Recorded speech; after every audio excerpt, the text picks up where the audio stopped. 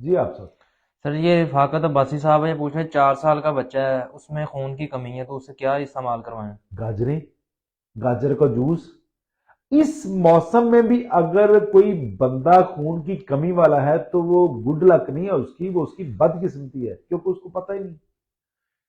बच्चे हैं, बड़े हैं, बूढ़े हैं, गाजर का वाफर इस्तेमाल करें ज्यादा से ज्यादा। किसी शेप में मुरब्बा खिला सकते हैं, गजरेला, हलवा, गाजर का जूस। और अगर आप दांत मजबूत करना चाहते हैं, मसूड़े मजबूत करना चाहते हैं, किडनीज मजबूत करना चाहते हैं, तो फिर गाजर चबा के इस्तेमाल करें।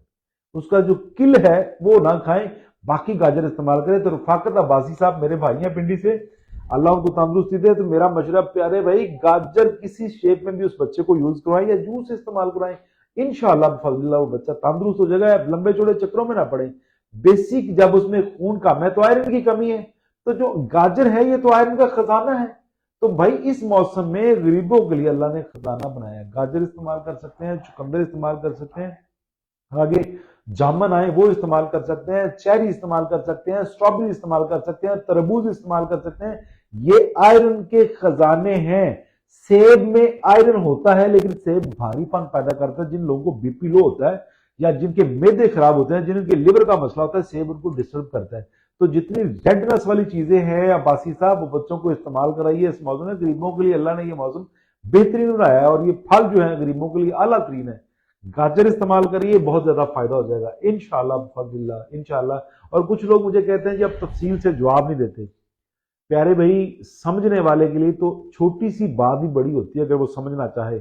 और जिसने नहीं समझना उसके सामने मैं आधा घंटा तकरीर भी करूंगा तो उसको फिर भी नहीं समझ आएगी। हाँ, किसी को अगर शिकवा है तो 0370 70 862 पे मुझे लिख करके शिकवा दूर कर सकता है। जी सर, आप सर बताएं। ये ताहिर साहब है, ये पूछ रहे हैं शुगर की वजह से मैं बहुत ज्यादा डिस्टर्ब हूँ, शुगर में बाजरा, ज्वार और जौ का आटा इस्तेमाल कर सकते हैं?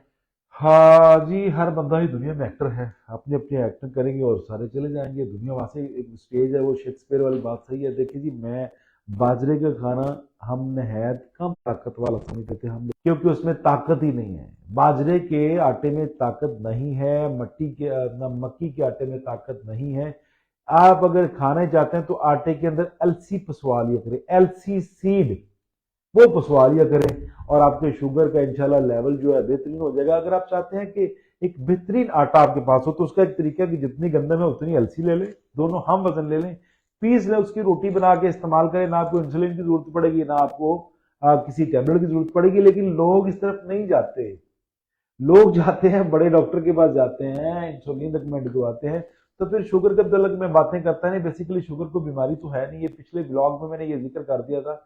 अगर भाई आप चाहते हैं कि आपकी शुगर जो है ना, आप उसमें से परेशान है, तो प्यारे भाई आप जितनी गंदम है उतनी ही एलसी ले लें, दोनों को पिसवा के उसकी रोटी खाएं। इंशाल्लाह शुगर आपकी नॉर्मल रेंज में आ जाएगी, किसी दवाई की आपको जरूरत नहीं पड़ेगी, और आप तंदुरुस्त रहेंगे।